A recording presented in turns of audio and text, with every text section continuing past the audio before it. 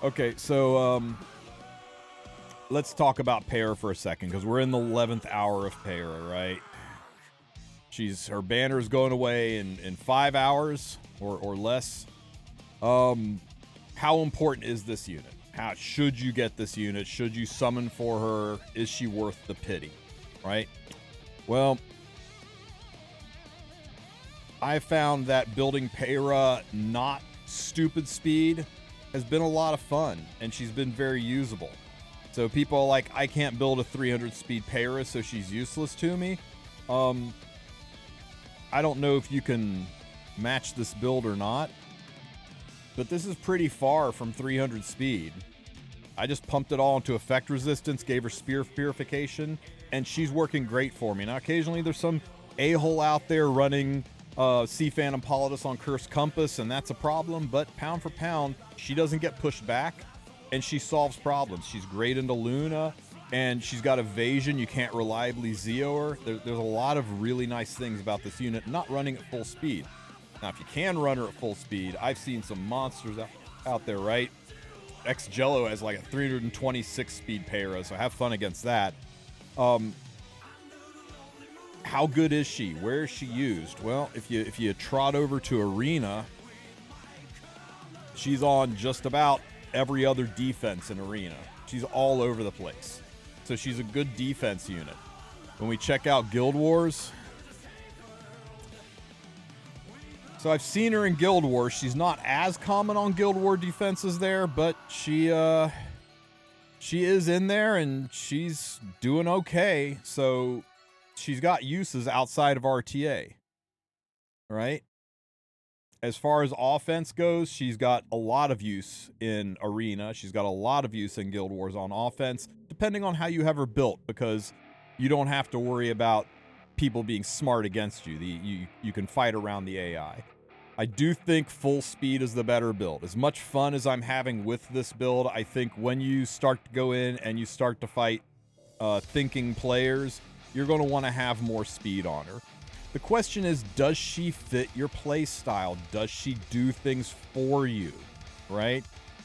Do you have this artifact? I think it's best in slot on her. But are there things you can do with her? If you have, like most of the other openers in the game, I think you can hard skip Peira, right?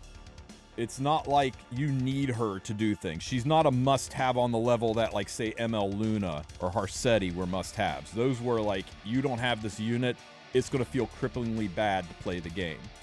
But if you have this unit, especially if you don't have a ton of openers, she's a really, really good opener if you can manage the speed. She can also help undo the effects of openers on her. You can use her as a counter turn 1 unit, right? You can use her as she's a fantastic aggro unit, especially with her evasion and constant pushing, what she does to dark units. She's a CR stacking machine, and I love her for that. If you look at her stats on the GG website, right? Let's go check that out. Epic 7 GG. We go into hero analysis. It's been a couple of weeks now, so it's kind of fair to check her out here. Search for Peira. Lone Wolf Peira. In Masters, she is banging out nearly a 60% win rate. So even at the lower end, she's popping off pretty good. Challenger, 58%. Champ, 54% in Champ, which is the meat and potatoes. But remember, anything above 52% win rate is broken as hell, right? God forbid you start looking at Legend. But to be fair, what isn't 60% win rate in Legend? But the bottom line is, she is still ranked 11. She is almost in the top 10 highest win rate units in the game. She's got great synergy with monstrosities that are out there right now. Yeah, anything over 51 gets hard nerfed in any other legitimate esports game, but yeah. So yeah, if you can build her, and I mean, you know, look at the different ways she's built. The ER builds aren't doing as well as the pure speed builds are, but the ER builds like I've built still have a place. I think if you need an opener, you want to play fast and aggressive, she's really good for that. Is she a must-have? I don't think she's a must-have. but she is really nice, and I think she's worth the pity.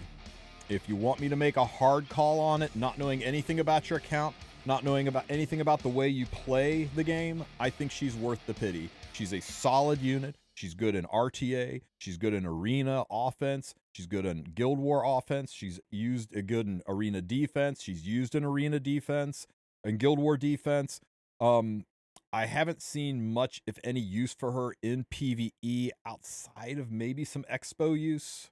But, you know, if you don't care about the competitive side at all, her value goes down a little bit.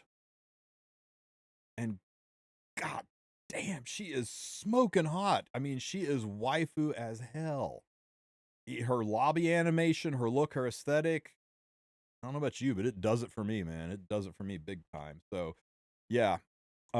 She checks all of the boxes, in my opinion, for a great unit to have on your account, one that you will probably not regret using your pity on. The only thing that's going to make you regret using your pity on her is if the next ML5 unit is Harsetti, Luna, Landy level insane broken, right? It's the new MLZO, and my crystal ball's in the shop, right?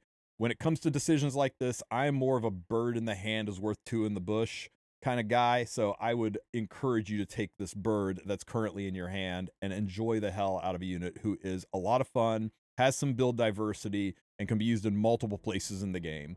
And if I've steered you wrong, and if I've given you bad advice, and that the next unit is so broken that you absolutely got to have the next unit, and now you don't have the mystics to pull it, and you feel compelled to spend all because I gave you some bad advice, just remember that if that happened, go to Reddit, complain about it, bitch up a storm. Make sure you spell my name right. It's spelled IM_TSU